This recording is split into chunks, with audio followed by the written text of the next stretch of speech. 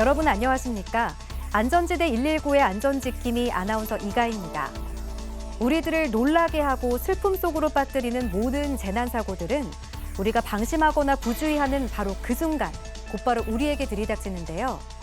오늘 안전지대 119에서는 주택과 아파트에서 불이 나 같은 건물의 주민들이 연기를 흡입하고 대피하는 등의 사고와 함께 좌석버스와 승용차 석 대가 연달아 추돌해 9명의 중경상을 입고 30대 여성이 북한산을 등반하다 바위 아래로 추락하는 등 아찔하고도 긴박했던 구조 현장을 긴급 진단합니다.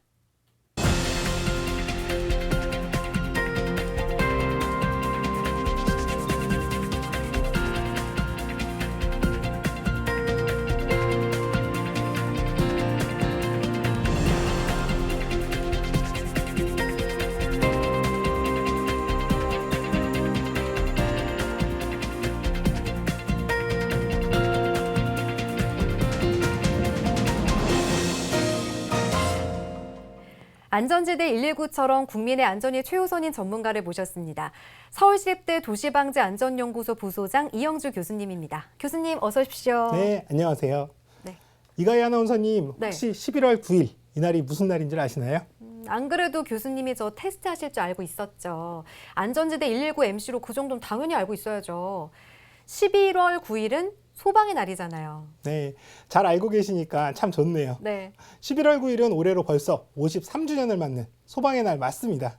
특히 더 불조심을 해야 되는 계절이 돌아와서요. 우리들의 안전 수호천사인 119 소방 구조대원들에게 가슴 깊이 감사를 보내야 하는 날입니다. 네, 그래서 119 소방관들에게 바치는 헌시부터 하나 바치려고 합니다. 119 소방구조대원들. 그들은 평균 21분 18초마다 세상에서 가장 뜨겁고 위험한 곳으로 달려갑니다. 그곳이 뜨거운 불구덩이 속이라도 차갑고 깊은 물속이라도 119 대원들은 주저없이 뛰어듭니다.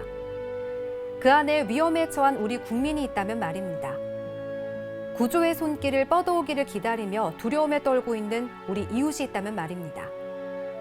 뜨거운 불, 깊은 물속, 높은 산, 깊은 계곡.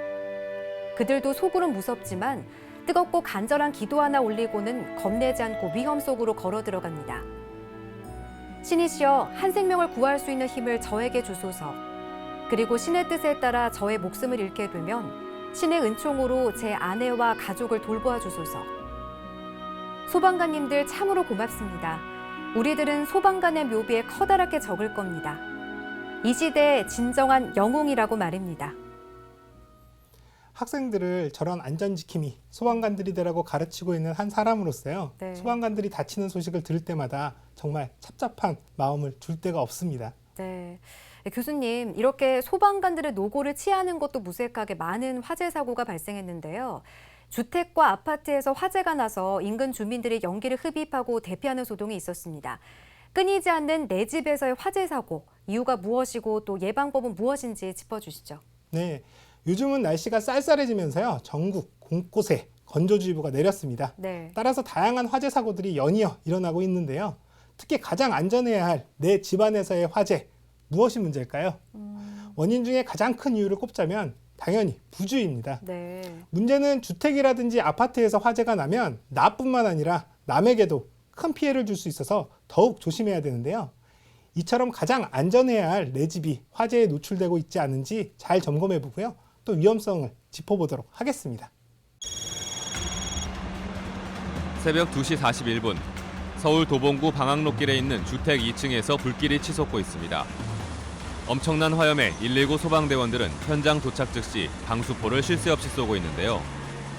2층 거주자가 라이터를 이용해 벽지를 붙이는 작업을 하던 중 불이 난 것으로 추정되는 가운데 불을 낸 거주자는 신속히 대피해 인명피해는 없었지만 주택이 전소되고 내부 가재 도구를 태워 2,500만 원가량의 재산 피해가 발생했습니다.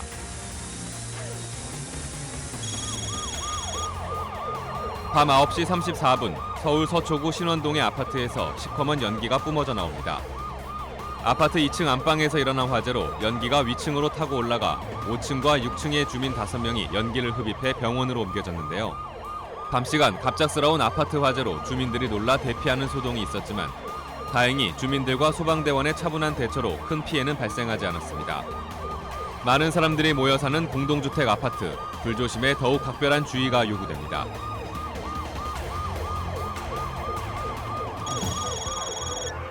밤 10시 28분 서울 강남구.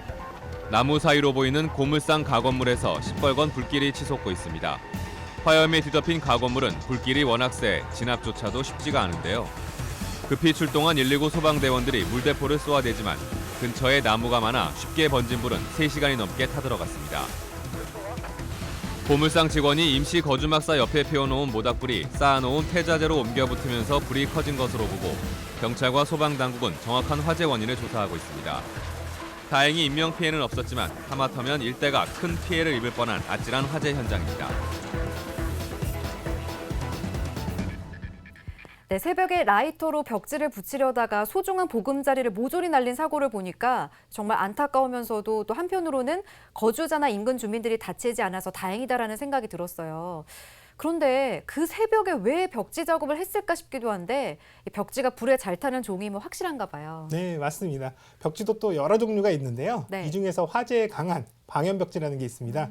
보통 주방이라든지 가스레인지를 자주 사용하는 곳에 이 벽지를 사용하게 되면요.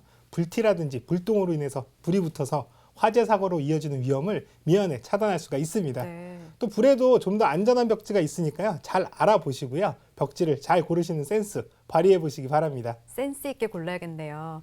네, 교수님, 이 집안에서의 화재 위험성 큰 행동들은 또 어떤 것들이 있을까요? 네, 그동안 가스레인지 밸브를 잠가라, 또 콘센트 코드를 뽑아둬라 이런 얘기들은 수없이 많이 말씀을 드렸는데요. 네. 거기에 한 가지 더 덧붙이자면 합선과 누전에 가장 취약한 화장실의 콘센트예요.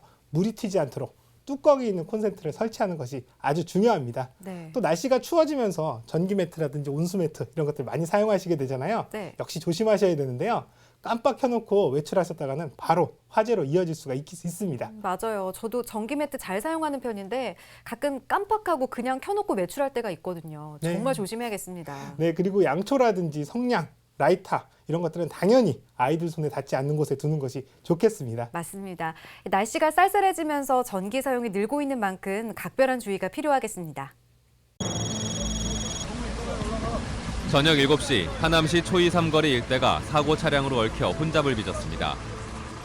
좌석 버스와 추돌에 망가져 있는 승용차들이 사고 당시의 충격을 여실히 보여주고 있는데요. 천호동에서 하남 방면으로 주행하던 좌석 버스가 좌회전하려던 승용차를 피하려다 중앙선을 침범. 반대편 차선에서 달려오고 있던 승용차 석 대를 들이받은 사고입니다. 이 사고로 9명이 중경상을 입고 병원으로 급히 옮겨졌는데요. 경찰은 버스 운전자와 승용차 운전자를 상대로 정확한 사고 경위를 조사 중입니다.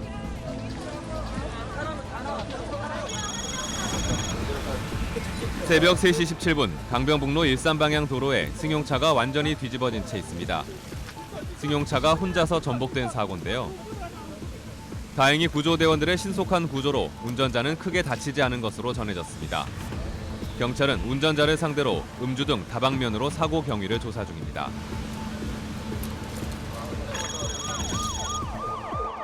저녁 6시 17분 의정부 방향 동부간선도로 일대가 출동하는 소방 차량에게 급히 길을 터주고 있는데요.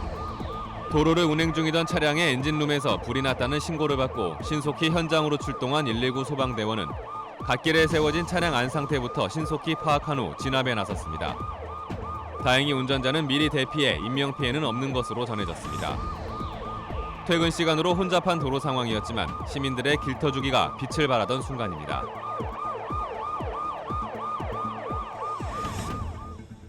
무심코 달리는 도로에서 잠깐 방심하다가 또는 이 정도는 괜찮겠지 하고 방심하다가 사고로 이어지는 경우가 많은데요. 교수님, 이번에는 연쇄추돌 사고에 단독 전복 사고, 또 차량 화재 사고까지 다양한 교통사고가 잇따랐습니다. 그중에서도 특히 차량 화재 사고 신고를 받고 출동한 소방차를 피해주는 길터주기 장면이 인상적이었는데요. 그 덕인지 다행히 인명피해 없이 사고가 잘 마무리됐습니다. 네, 그렇습니다. 퇴근 시간대였는데도요. 많은 사람들이 또 많은 차들이 소방차가 빨리 갈 수 있도록 피해준 덕에 피해를 줄일 수가 있었습니다. 네, 교수님, 근데 여기서 궁금한 점이 있는데요. 소방차가 지나갈 때 도로에서의 운행 지침이 따로 있는 건가요? 네, 물론 있습니다. 네. 먼저 편도 2차선, 그러니까 한쪽 방향으로 2개의 차선이 있는 경우에는요. 소방차는 1차선으로 운행을 하게 돼 있고요. 네. 일반 차량은 2차선으로 최대한 이동해서 양보를 하셔야 됩니다. 또 두 번째로는 일반 도로의 경우에는요. 우측 가장자리로 최대한 이렇게 붙어서요. 네. 소방차가 잘 지나갈 수 있도록 하든지 또 일시 정지해 줘야 됩니다. 또 다음은 가장 어려울 수 있는 지침인데요. 교차로 통과 시에는요. 소방차의 진행 방향과는 상관없이 무조건 교차로 주변의 모든 차량은 일시 정지하셔야 됩니다. 네. 교차로 통과 시 소방차의 진행 방향과는 무관하게 교차로 주변 모든 차량은 일시 정지해야 한다. 이거는 몰랐던 사실인데요. 네, 모르셨다면 이번 기회에 잘 숙지하시면 됩니다. 네. 그리고 소방차 통행을 방해하는 사람은요. 5년 이하의 징역 또는 3천만 원 이하의 벌금에 처하게 된다는 사실 꼭 명심하시고요. 이러한 처벌 규정이 아니더라도 소방차가 지나간다 하면 무조건 위에 지친 대로 따르시길 바라겠습니다. 네, 오늘 좋은 정보 하나 또 얻어가네요. 소방차 진입 시 도로에서의 지침 사항 꼭 지켜서 교통 시민 의식이 더욱 빛나는 대한민국으로 거듭나길 바랍니다. 오전 11시 58분 강남구 선릉로에 있는 산부인과 건물에서 주차관리인이 카리프트를 이용해 1층에서 3층으로 이동하던 중 갑자기 아래로 떨어지는 추락 사고가 발생했습니다. 급히 출동한 구조대원은 유압기구를 사용해 셔터를 제거한 후 차의 뒷문으로 들어가 차 안에 갇힌 주차관리인을 구조했는데요. 추락 사고로 허리 통증을 호소해 신속히 병원으로 옮겨졌습니다. 잊을만 하면 일어나는 카리프트 추락 사고, 안전에 경각심을 알리는 사고 현장이었습니다.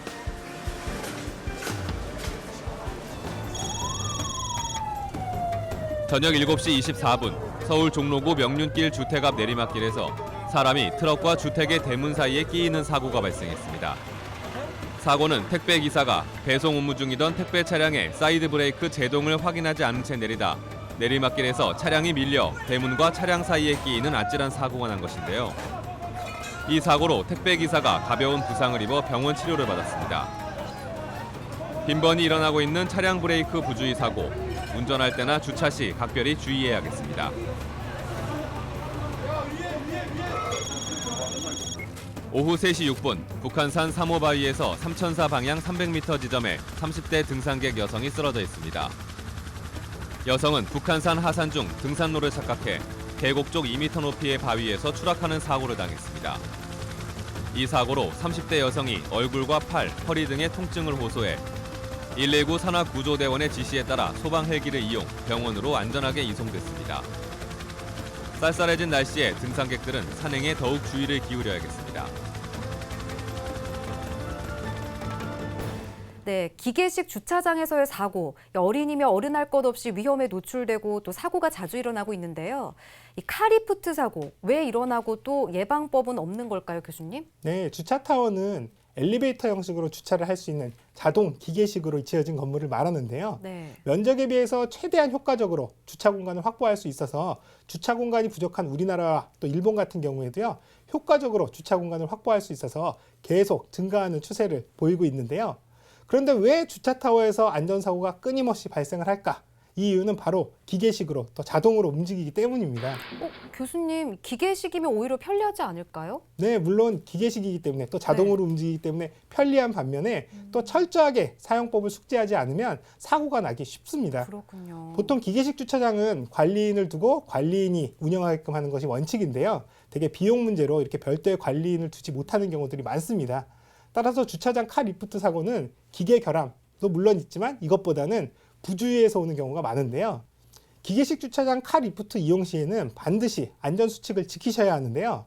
주차하기 전에 보통 안전하게 주차하기라는 글이 써 있거든요. 또 사용 방법도 써 있고요. 네. 그걸 잘 숙지하셔서 그대로 행동하시면 되겠습니다. 네, 관리인이 있는 주차장이라면 관리인의 말에 따르면 되겠지만 그렇지 못한 주차장이라면 꼭 안전수칙을 확인하고 그대로 행동하는 것이 중요하겠습니다. 사소한 부주의로 돌이킬 수 없는 사고를 당할 수 있습니다. 꼭 명심하시기 바랍니다.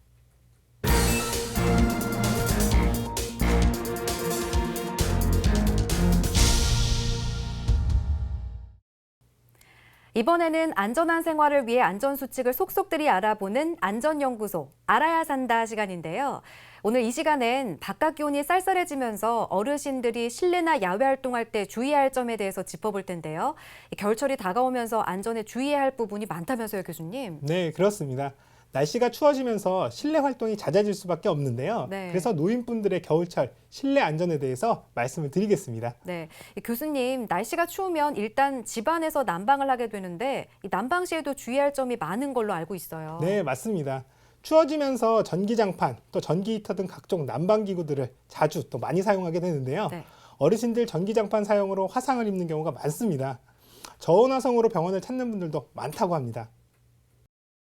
겨울이 다가오고 있습니다. 아직 본격적으로 춥지는 않지만 그래도 온기 없이는 잠잘 수 없는 날씨인지라 전기장판을 다시 꺼내거나 난방용품을 새로 장만하는 사람들이 많아졌습니다. 하지만 이런 난방용품을 사용하다가 저온 화상을 입는 경우도 많다고 합니다. 뜨거라 정도의 일반 화상과는 달리 저온 화상은 40도 정도의 낮은 온도에 장시간 노출됐을 때 입는 화상으로 조직 심부까지 손상을 일으키므로 절대 가볍게 생각돼서는 안 됩니다. 낮은 온도라도 장시간 노출되면 내 몸이 서서히 구워져 뜨겁다는 것을 쉽게 알아차릴 수 없기 때문에 피부의 표면만 살짝 데는 것이 아니라 몸속 깊은 조직까지 괴사할 수 있으므로 더 위험해질 수 있습니다. 불판에서 고기를 익힐 때 낮은 온도로 가열하면 고기의 속까지 잘 익는 것과 같은 이치라고 합니다. 40도에서 50도 정도의 저온에도 2-3시간 이상 동일 자세로 접촉하게 되면 피부 괴사와 심한 경우 근육 및 뼈 손상을 동반할 수 있습니다. 겨울철에도 바깥에 앉아 일해야 하는 사람들은 비록 낮은 온도라 할지라도 전열기를 하루 종일 끼고 있는 경우가 많아 저온 화상 위험이 높고 당뇨나 하반신 마비가 있는 사람은 신경세포가 많이 상해 있어 온도에 민감하지 못하기 때문에 전기장판 위에서 잠잘 때 특히 조심해야 합니다. 전기장판에는 열 감지선이 있는데 이 선이 끊어지든가 온도 제어 장치가 고장이 나면 기준 온도보다 훨씬 더 높아져서 우리가 화상을 입을 수가 있습니다. 그러니까 항상 과열되지 않는지 확인하면서 동시에 전기장판 위에 얇은 담요를 깔아놓고 쓰면 화상의 위험성이 낮아질 수 있습니다. 휴대용 핫팩이나 손난로도 온도가 최고 75도까지 올라갈 수 있는 만큼 사용할 때에는 직접 살에 닿지 않게 하고 양손으로 수시로 옮기면서 짧은 시간만 사용해야 나도 모르는 사이에 당하는 저온 화상을 피할 수 있다고 합니다. 아니 교수님, 전기장판이 저렇게 몸에 닿는데 어떻게 화상 입을 때까지 모를 수가 있죠? 네, 낮은 온도에서도 충분히 화상을 입을 수 있기 때문에요. 네. 주의하셔야 되는데요.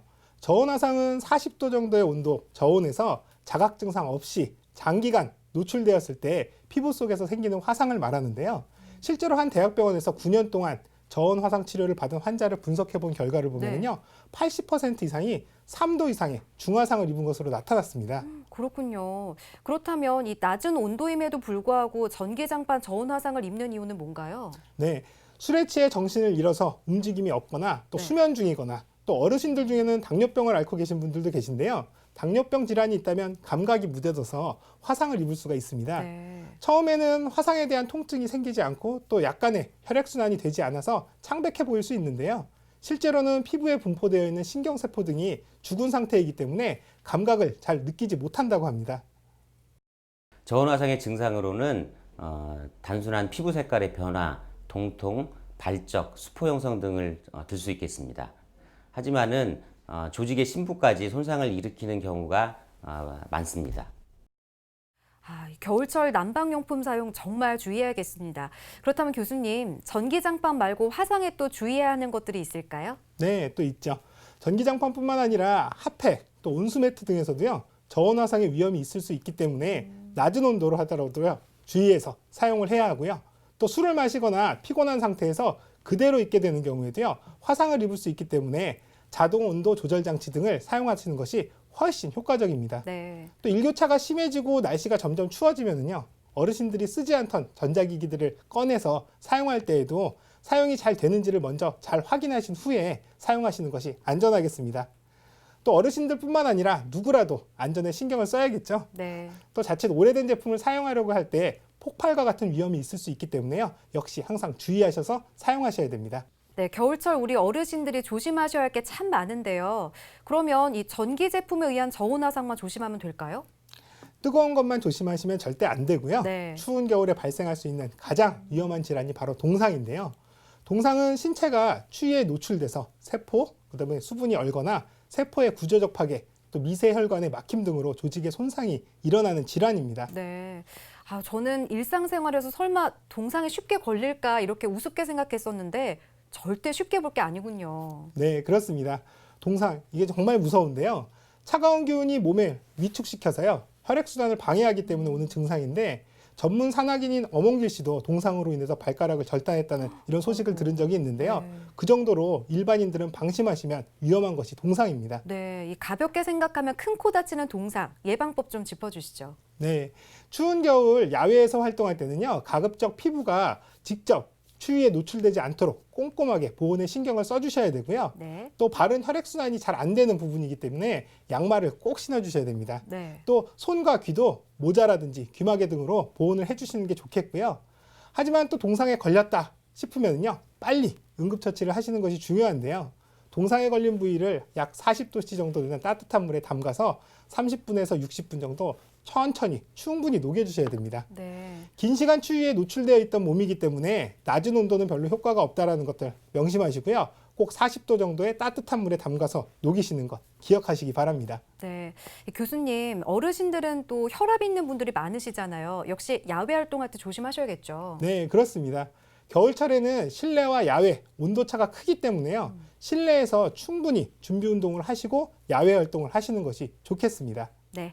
안전연구소 알아야 산다. 오늘은 겨울철을 맞아 특히 실내에 많이 계시는 어르신들이 많이 겪는 난방용품에 의한 저온 화상과 겨울철 무서운 질환 동상에 대해서 알아봤는데요. 다시 한번 복습하는 이영주 교수님의 안전 요점 정리입니다.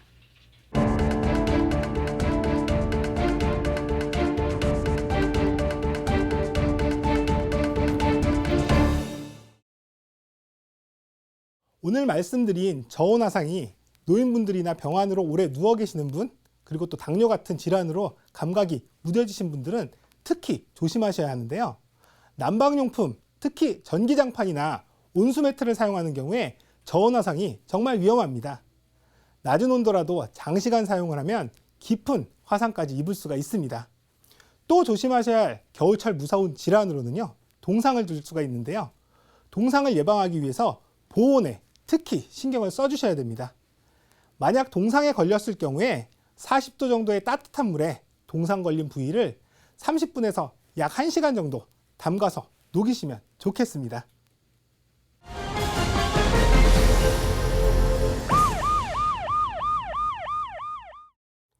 네, 이번 순서 역시 안전에 꼭 필요한 사고 복귀 시간인데요. 교통사고 없는 대한민국이 되길 바라는 의미에서 되짚어보는 사고의 순간들. 그 위기의 순간에서 안전지혜를 다시 찾아보는 블랙박스 속으로 지금 들어갑니다.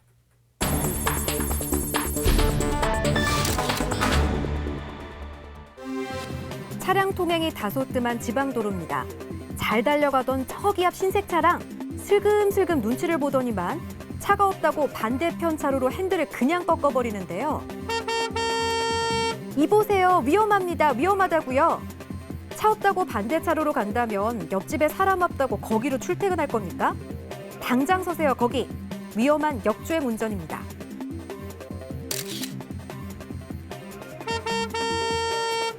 고속도로 위 무법자 역주행입니다. 못 말리는 역주행 무법자, 지금 당장 말려야 합니다. 모두를 슬프게 할 대형 사고 유발자니까요. 모든 차가 고속으로 달려나가는 고속도로 위 역주행 무법자입니다. 고속도로에다 분기교차로까지 복잡한 사고 위험 지역인데요. 바로 이 위험 지역에 들이닥친 묘기급 위험운전 역주행 차량이 나타났습니다. 자동차인지 파리인지 축구공 드리블인지 도대체 분간이 안 가는 무개념 요리조리 위험천만한 음주운전 역주행 무법자입니다.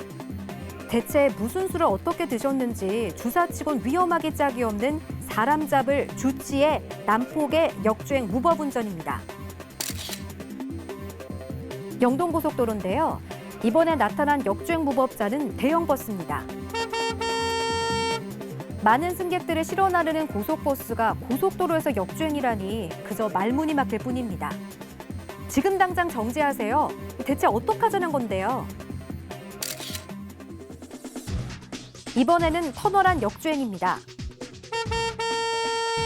위험천만한 많은 생사람 잡을 도로 위 무법자입니다.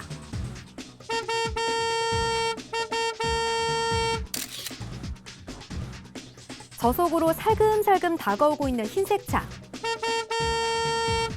분명 대세를 거스르고 반대편으로 달려오는 역주행 운전입니다.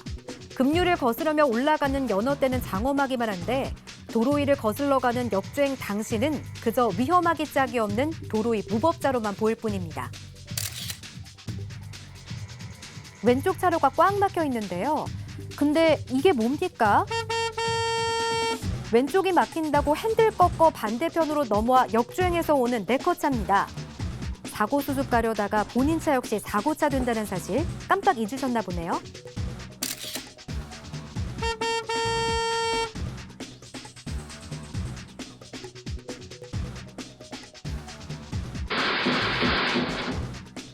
무법자 레미콘 트럭이 역주행으로 벌인 사중추돌 대형 사고입니다.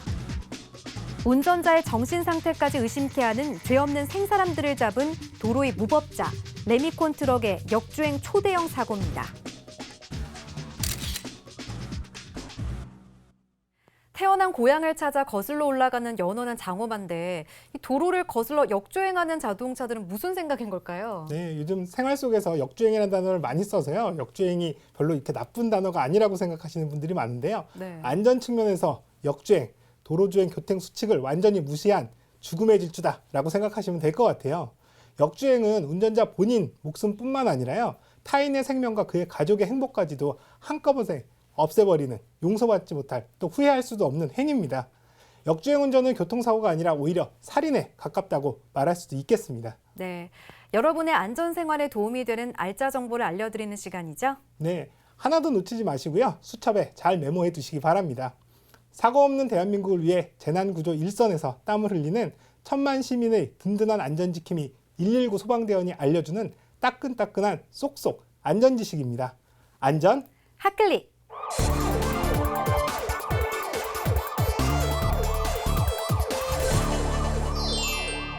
화재가 발생하여 급히 대피를 할 때 사무실이나 방의 문을 열어놓고 대피하시면 절대 안 됩니다.